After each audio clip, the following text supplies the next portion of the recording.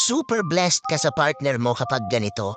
Alam mo ba ang sobrang swerte mo kapag yung partner mo ay hindi lang basta nagmamahal, kundi sinisigurado rin na maayos ang kinabukasan nyo? Hindi lang siya nandyan para kiligin ka o damayan ka sa lungkot. Nandyan siya para iangat ka at tulungan kang abutin ang pangarap mo. Yung tipong ini-encourage kanyang mag-ipon, mag-invest at maghanda para sa future, hindi lang yan simpleng advice. Isa yang patunay na ang pagmamahal niya ay may direksyon.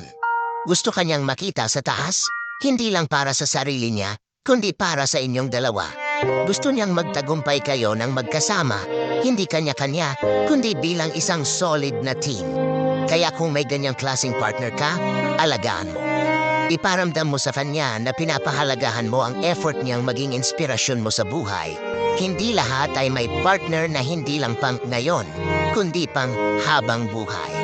Kung sa iba, puro salita lang, siya may gawa, may plano, at may pangarap para sa inyo.